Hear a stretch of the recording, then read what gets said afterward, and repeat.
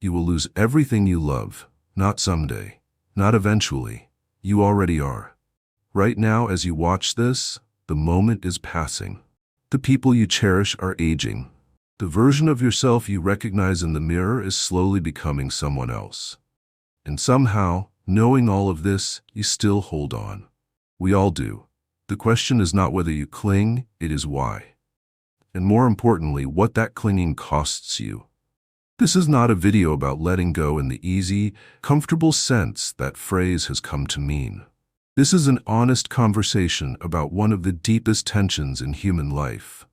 The fact that we are temporary beings who build permanent feeling attachments, and how that gap between what is real and what we wish were real becomes the source of so much of our anxiety, our grief, and our quiet, unspoken suffering. By the end of this, you will not have lost anything, but you may see what you are holding and why, with a clarity that changes the weight of it in your hands.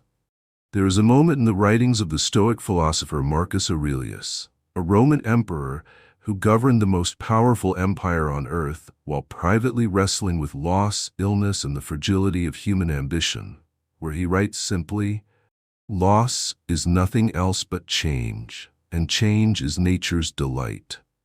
Not nature's cruelty, nature's delight. That distinction is not a comfort, it is a confrontation, because most of us do not experience loss as something natural. We experience it as something wrong, as a rupture, as evidence that the universe has failed to keep its side of an agreement we never actually signed. That silent contract, the one we write in our hearts without ever speaking aloud, goes something like this. If I love something deeply enough, it will stay. If I work hard enough, I will be rewarded. If I am careful enough, I will be spared. And yet, the world keeps breaking that contract. Not out of malice, simply because the contract was always fiction. Consider the way we relate to our daily lives. We sit in a particular chair at the dinner table, not because it is the most comfortable, but because it is ours. We keep objects that have no practical value because they carry the emotional residue of moments we fear losing. We grow attached not only to people and places, but to versions of ourselves. The younger self, the successful self, the self that had not yet been hurt. We cling, in other words, not just to what exists, but to what once existed, and to what we fear will cease to exist. The ancient Greek philosopher Heraclitus said that you cannot step into the same river twice, because new waters are always flowing. But here is the reversal that changes everything. You cannot step into the same river twice, not only because the river has changed, but because you have changed. The river and the person stepping into it are both in motion. Always. The desire to return to something fixed, something stable, something permanent, is a desire to freeze the living world. And frozen things do not grow, they do not breathe, they break. This does not mean attachment is weakness. Let that be clear. To love something is not an error. To value your work, your relationships, your memories, this is not a philosophical mistake to be corrected. The Stoics were not monks who stripped themselves of all care. Marcus Aurelius loved his children, mourned his friends, felt the weight of responsibility. Epictetus, who was born into slavery and lost everything material a man could lose, did not preach indifference. He preached something far more precise, the discipline of distinguishing between what is up to us and what is not. That distinction, what is in our power and what is not, is perhaps the most practical philosophical idea in human history. It is also the most misunderstood. People often hear it as a call to detachment, to emotional distance, to a kind of cold resignation. But it is the opposite. It is a call to full engagement with reality, rather than engagement with our fantasy of reality. Here is what that means in ordinary life. You are in a relationship that is changing. Perhaps the passion has shifted. Perhaps you have both grown in different directions. The clinging response is to work frantically to preserve the image of what the relationship once was, to perform the earlier version of it, to argue against its natural evolution, to treat change as betrayal. The Stoic response is not to abandon the relationship. It is to engage with what it actually is, right now, rather than to mourn what it was and to fear what it might become. The difference is subtle, but the quality of life inside that difference is enormous. And if you have found something in this conversation worth returning to, this is a good moment to consider staying. Subscribe if you have not, and leave a comment with the question this video is raising for you. Not as a reaction, but as a genuine reflection. The most interesting conversations happen when people think before they type. There is a kind of suffering that is not caused by what happens to us, but by the story we tell about what happens to us. The Stoics called this the judgment, not the event itself, but our interpretation of it. A job ends, that is a fact. The story we layer onto it, that we are failures, that the future is closed, that we were somehow singled out by misfortune, that story is not a fact. It is a choice, made so quickly and so habitually that it feels like perception rather than interpretation. The philosopher and former slave Epictetus taught his students to pause, not to suppress emotion, but to introduce a breath of space between the event and the response. In that space lives wisdom. In that space lives freedom. Not the freedom to control what happens, but the freedom to choose what it means. Now consider what clinging actually protects us from. This is where the analysis deepens, and where honesty becomes uncomfortable, because we do not cling simply out of love, or out of habit, or out of sentiment. We cling most often out of fear, and not just any fear, the specific fear of confronting what remains when the thing we hold is gone. If this relationship ends, who am I without it? If this career dissolves, what is left of my identity? If this body ages, if this beauty fades, if this recognition disappears, what am I underneath all of it? Clinging, then, is not really about the thing being held. It is about the terror of the emptiness that lies beneath. The Buddhist tradition has a word for this. The word is anatta, often translated as non-self. The recognition that there is no fixed, unchanging core that must be defended at all costs. Western philosophy wrestles with the same question differently, but arrives at a similar edge. The self is not a noun. It is a verb. It is something you do continuously, rather than something you possess and protect. When we cling, we are trying to make a verb behave like a noun. We are trying to freeze movement into a monument. What would it mean, practically, to release that freezing? Not to care less, but to care differently.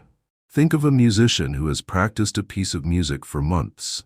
When the performance arrives, something interesting happens to the greatest performers. They do not grip the notes more tightly. They release them. They allow the music to move through them, rather than trying to control every vibration. The paradox is that this release, this willingness to let the music be what it is, produces a deeper, more resonant performance than any amount of anxious control could generate. This is not metaphor for the sake of elegance. This is structural. The same dynamic operates in grief, in ambition, in love. The people who navigate loss most fully are not the ones who feel it least. They are the ones who allow themselves to feel it completely, without building a fortress of resistance around it. They grieve with the full weight of what was real. And then they move, not because they have forgotten, but because movement is the natural form of life, and they have chosen life.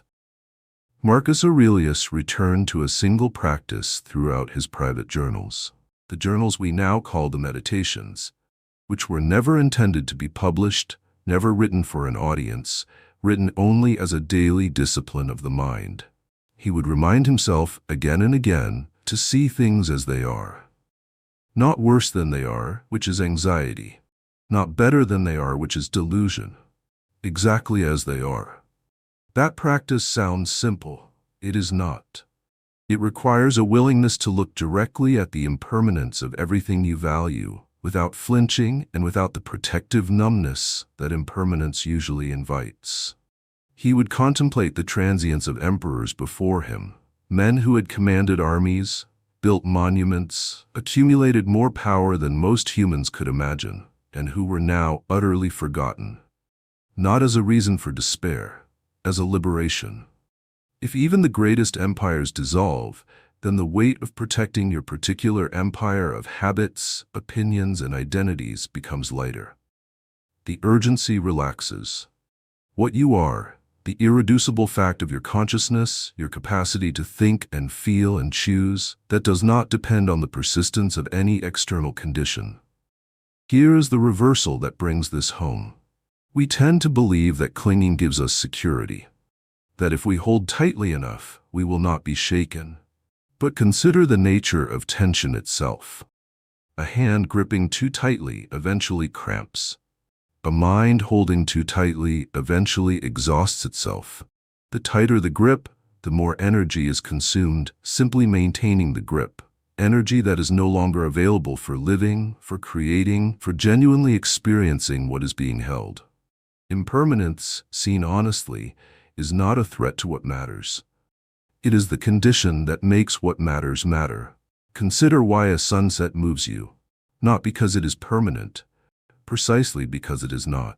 Consider why a conversation with someone you love carries weight. Not because you have forever, because you do not. The Japanese concept of mono no aware, the bittersweet awareness of impermanence, holds this not as tragedy but as the very texture of beauty. The cherry blossoms fall. That is not the sorrow. That is the poem. So the answer to the opening question, if everything is temporary, why do we cling? Is not that clinging is irrational. It is deeply human. It is rooted in love, in the instinct for continuity, in the very cognitive structures that allow us to build meaning across time. Clinging is not the enemy. Unconscious clinging, clinging without awareness, without choice, clinging that runs your life while you're not watching, that is the narrowing. That is what costs you presence, what costs you peace, what replaces the living experience of what you have with a constant anxiety about its potential absence. The invitation, and it is only ever an invitation, never a command, is to hold the things you love the way you hold something genuinely precious. Carefully, attentively, fully aware of its weight and its fragility, but with open hands, not indifferently, not carelessly, with the kind of reverence that only comes when you know that nothing is promised, and so everything present is, in some sense, a gift arriving ahead of its own departure. You will lose everything you love.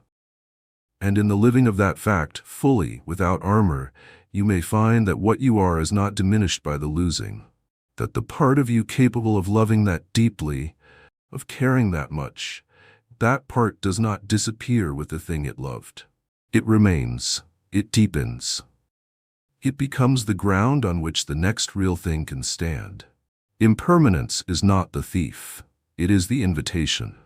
The question is whether you are willing to accept it.